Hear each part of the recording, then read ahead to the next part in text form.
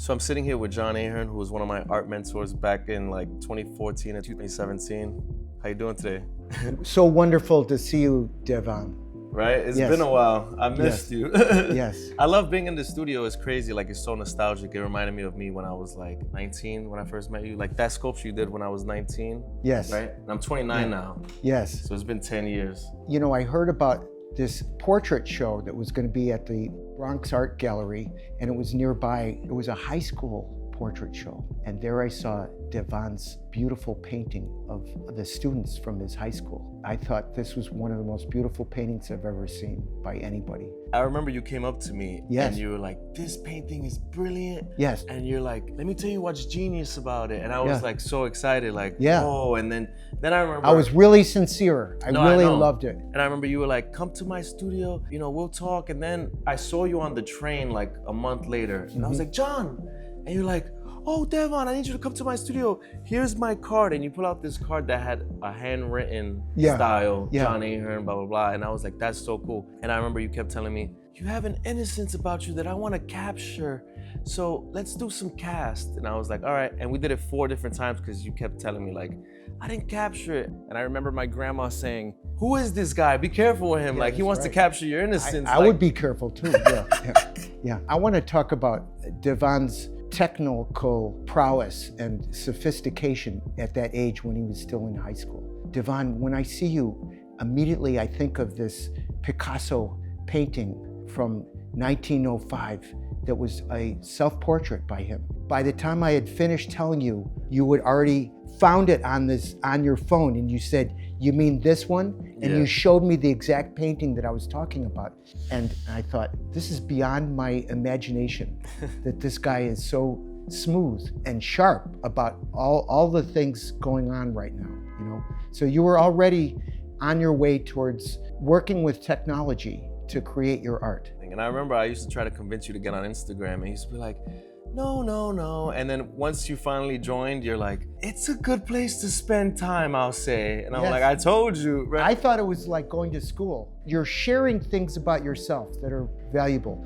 But the most important thing is you could study people and study things that are going on. And it was so easy to just surf around and then go into one thing will lead to the next thing, and pretty soon you know about whole groups of people doing important things. When you post stories, I'm like, how does John know how to post stories? And like, he must be really smart because you just like adapt and figure it out. I'm not really smart. But thank you anyways. What made you first come to the South Bronx to create work? Back in 1978, I was doing movies, and I wanted to shoot movies of the trains going into the Bronx from Manhattan. I saw Patty Astor, who's a friend of mine from childhood. She said, I have to vacate my apartment on East 100th Street. Would you like to have it? And I was like, don't move 1 second. I want to have it right now.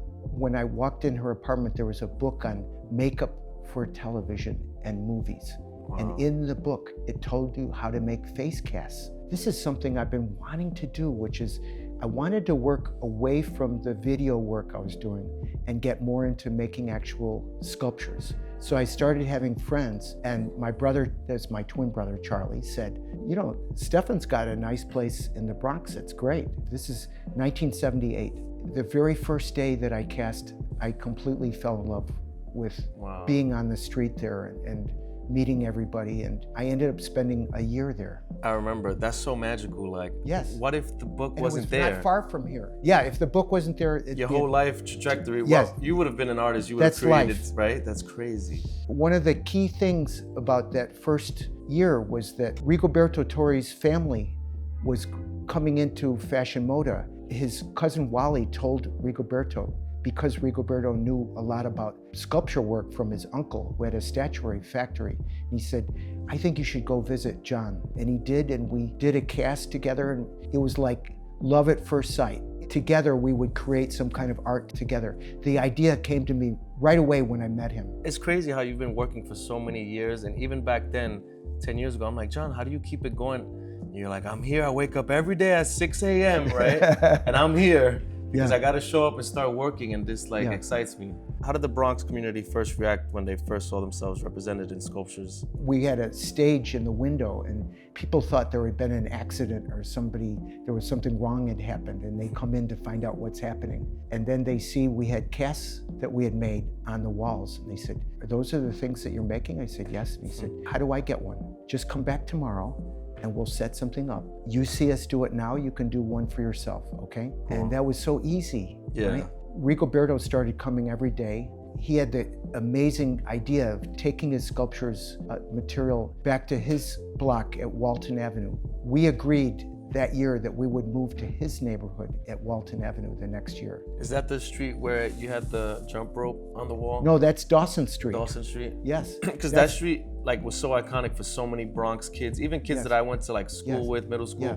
Whenever I used to post like, "Oh, John did this sculpture of me," they're like, "Oh my God, that guy made my childhood," because walking to school, that's all I would think about for years. And I love how you were like always on the street doing it. Sometimes I feel like I relate to you in so many ways, and it's so interesting that you are my mentor, because I feel like we have a similar like love for people, you through sculpture and like the way you would do it on the street. Now me with the camera, people come up to me, and I'm always telling Albert like, film all the people that come up to me, because I want to show the sense of community, and you kind of did it like that, right? Devin, we need people. That's how we function, right? Yeah. And so we draw on people, and they give us some kind of love or interest, and inspires us to keep going, right? So you need to keep people interested and happy. Yeah, for sure. Yeah. And you would just hang them along the wall, and the whole block. This is the South Bronx in the 80s, right? Yeah. Like the whole block is like, yo, look at this guy putting these sculptures up. And the first time I ever went to LA, I was 19 years old. My friend Diane took me. I went to the Broad Museum, and you had Raymond Garcia and Toby, the dog. So then you had Jean-Michel Basquiat and Keith Haring's all surrounding it. And I was texting you, I'm like, this, and there's all these museum goers like, wow, look at, I'm like. I feel the same way you did. I was like, that's impossible, right? Yeah, it But is. maybe they had a good sense to blend different things about art. I remember all these moments with you where you showed me this book. It was like Tony Shafrazi Gallery. Yes. There was this show called Champions. Yeah. And I think you gifted me one, and I was so happy. And it was like Futura 2000, John Ahearn, Jean-Michel Basquiat, and a bunch of other artists that I don't remember right now. Yeah. But you remember what that time period was like? I remember you telling me like, I didn't want to be downtown. I wanted to be in the South Bronx. I was on Walton Avenue, and I thought that was the center for things for me. So I felt like I was leaving when I would go downtown. I was leaving where I wanted to be. It was so important to share with some of the amazing developments that were happening downtown. I think I asked you when I was younger, like, you ever had a chance to like cast Basquiat? Of course, I talked to Jean-Michel about doing work, and Jean-Michel was all over this neighborhood. He knew a lot of the graffiti art writers that were from this neighborhood here. He put them in his paintings. You saw they just named the street after him. Yes, down no, I at didn't see that. Great Jones, right? That's where he was at. Yes. Your work always focused on everyday people. Why was it so important for you to like always capture everyday lives instead of, you know, the rich and famous? There was more balance when you were working with more humble people. The joys and sorrows were closer to life.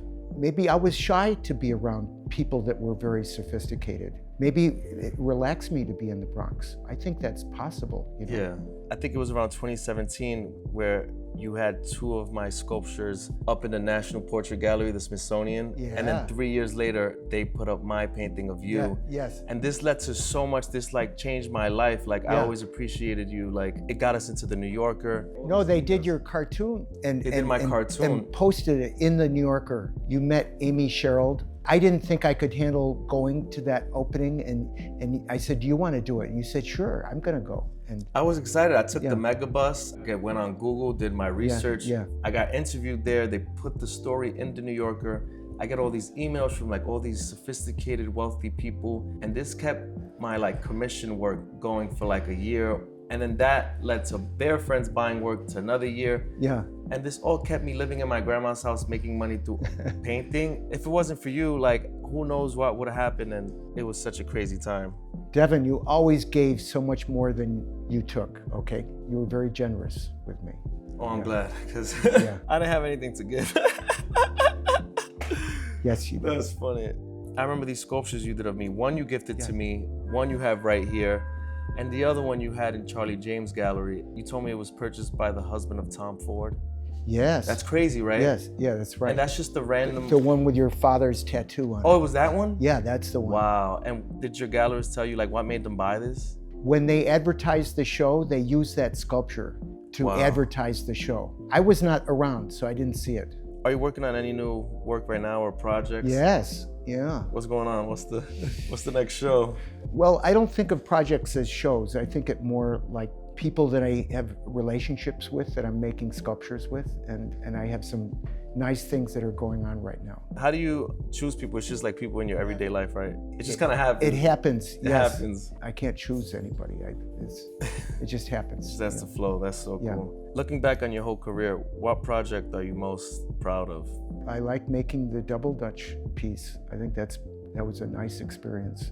I remember you like restored it recently, right? Yes, we did. And it came back all like dusty and it was there for 30 years, right? Yeah, that's right.